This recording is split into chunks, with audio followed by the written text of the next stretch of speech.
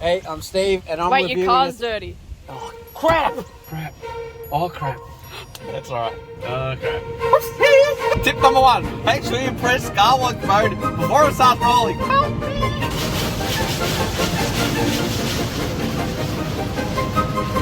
Snake Valley country. Who needs mushrooms? Go through the car wash! Nothing like a blow dry. All clean now. Just in case you've been living under a rock, Tesla Model 3 refresh has been released called the Tesla Model 3 Highland.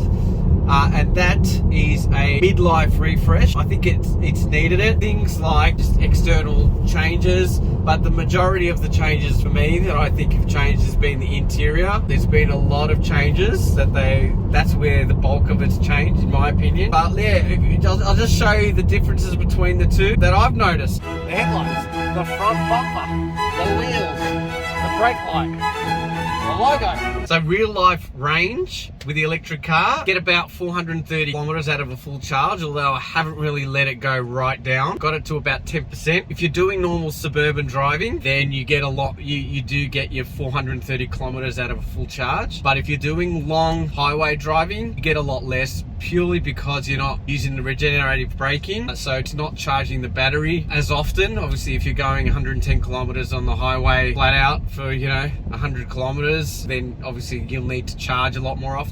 So yeah, we know this because we're doing a long trip in December at the end of the year to Gold Coast, which is about 2,000 kilometers, 2,500 kilometers away, I think it is. We plotted in our map, tells you exactly where you need to stop, which charging stations, exactly what your percentage is going to be. So yeah, that makes it a lot easier with the whole range anxiety thing. Another thing, I don't have any fancy chargers at home, just the standard cable plugged from a normal power point. I don't have any problems with it. The only problems I have is actually due to the old wiring that I've got in the house. So sometimes it does trip up the safety switch purely because of the power that it draws, but other than that, plug it in as soon as I get home. Then by the morning, most times I'm at 100%. So range has been really good. I have had no issues. I've had it for 6 to 7 months now. Haven't needed to charge with any Tesla external chargers, all done from home. So before I bought this Tesla, obviously I did a lot of research online, looked at a lot of YouTube reviews and videos and people's opinions. The things that people really whinged about was that there's no screen above the steering wheel here. It's pretty much as you can see, this right there, the speedo, that's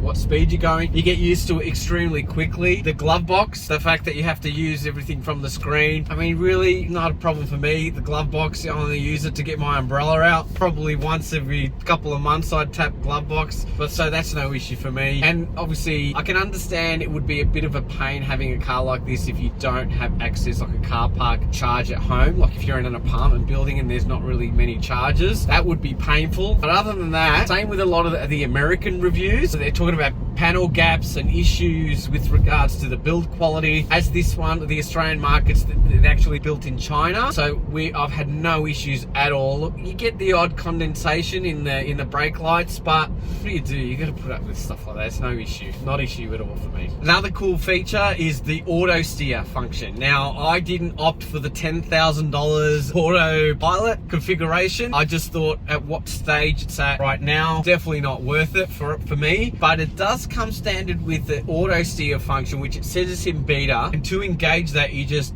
double tap the stalk down. So once I get to the right stalk down, so once I get to a bit of a straight road, I'll engage it just so you can see what it looks like on the screen when it's engaged. So you can see there's a little steering wheel in the top right hand corner. Once that is visible, that means you can engage it. Oh, see, it's now it's disappeared, come back. So now I've engaged it. You can see that it's taken over the cruise, it's taken over the steering wheel. Fantastic. But you can see how good it does the steering even without the autopilot. So it's taken over obviously the braking, the steering. Yeah, so I'm really happy with the quality of this. I had active cruise control in other cars before, where this is just another level. So I'm going to just take over here because it's getting a bit windy. So to disengage, you just tap on the brake and yeah, you take manual controls. So as you can see on the screen here, when it's engaged, you've got the blue lines. If you're feeling a bit gay pride, you can change that to a rainbow ride. Main toy box, rainbow road, always rainbow, and there we go. It's Random Man!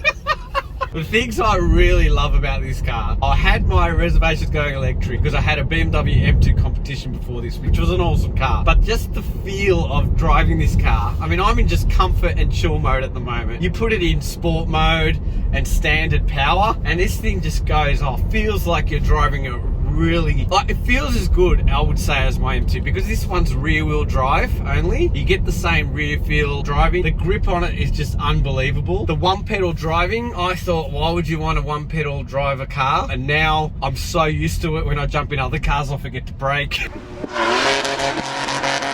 It's just so, it makes life so much easier driving. You don't even need to touch the brake. Only when you're very slowly, maybe need to come to a full stop, you might press it, going only 10 k's an hour. That's why people are getting a lot of wear out of their brakes. You know, 250,000 kilometers, they haven't changed their brake pads. It's purely from that one pedal driving. One thing I thought that I would miss would be the sound, but these cars also have a little whine in it that I actually really like a little swoosh sound.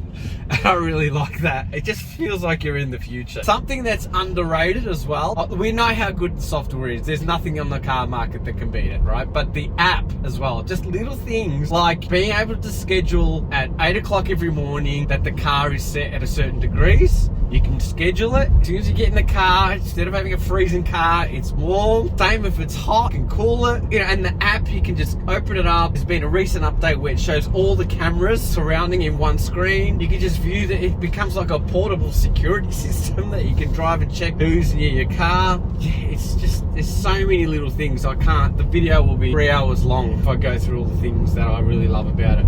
Obviously, there's a few things that I don't like about this car, but they're not game changers as well. It's just made me not like the car at all. There's a lot more pros than cons, but it's a big one, this one. That's a glass roof where it does look cool. I do love the look of it. So having a bald head, I have to have a hat, especially when the sun's beaming down. I have to have a hat on because it gets absolutely boiling. I know that Tesla sell an accessory, which I will be buying, that is like a manual cover. Yeah, I think that that's one of the biggest problems for me. Another thing that I didn't expect was tire pressure. In the winter time, actually dropped quite a bit. They dropped about 3 to 4 psi in every tire during the winter time. They're really the only two things that I don't like about it.